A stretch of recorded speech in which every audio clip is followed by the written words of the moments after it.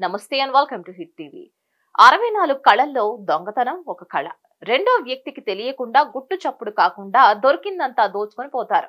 కొందరు జల్సాలకు అలవాటు పడి దొంగతనాలకు పాల్పడుతున్నారు. మరికొందరు అవసరాలను తీర్చుకునేందుకు చోరీలు చేస్తూ ఉంటారు.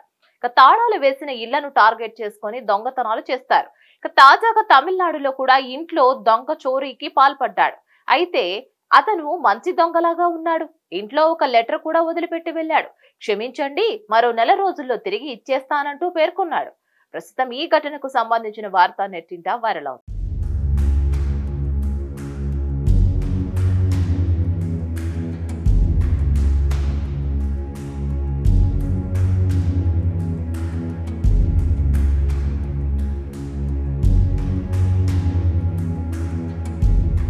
తూతుక్కుడి జిల్లాలోని తిరుచెందూర్ వద్ద మేఘ్నాపురానికి చెందిన చిత్తిరే సెల్విన్ రిటైర్డ్ ఉపాధ్యాయుడు.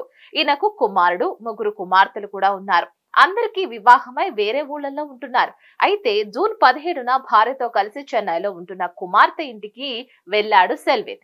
వీరు లేని సమయంలో ఇంటిని చూసుకునేందుకు సెల్వి అనే మహిళను నియమించారు. కాగా ఈ నెల 1వ తేదీన ఆమె ఇంటిని శుభ్రం చేయడానికి వెళ్ళింది. దాంతో ఇంటిని చూసి షాక్ అయింది. ఎవరో దుండగులు ఇంటి తాళం పగలగొట్టారని గుర్తించింది. వెంటనే యజమానికి సమాచారం ఇచ్చింది.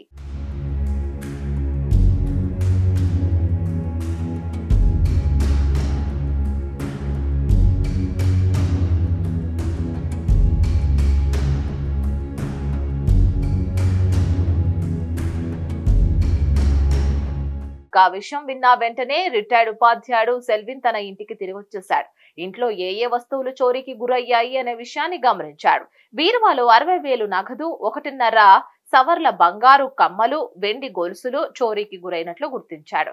ఇంటి యజమాని పోలీసులు సంఘటన స్థలాన్ని పరిశీలించగా దొంగ రాసిన ఉత్తరం కనిపించింది. అందులో నన్ను క్షమించండి, నేను నెలలో తిరిగిచ్చేస్తాను.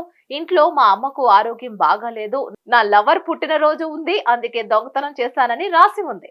ప్రస్తుతం ఈ లేఖ సోషల్ మీడియాలో వైరల్ అవుతోంది. పోలీసులు కేసు నమోదు చేసి దర్యాప్తు చేస్తున్నారు. మరి నిజంగానే మంచి దొంగ లేఖలో రాసిన ప్రకారం తిరిగి ఇచ్చేస్తాడా లేదా అనేది నెల రోజుల వరకు వెయిట్ చేయాల్సిందే. హిట్ టీవీ యాప్ ని డౌన్లోడ్ చేసుకోండి. ఇందులో short news, live news, entertainment movies అన్ని అవైలబుల్ గా ఉన్నాయి. Please download Hit TV app. Hit TV app hit TV app ని ఫ్రీగా డౌన్లోడ్ చేసుకోండి.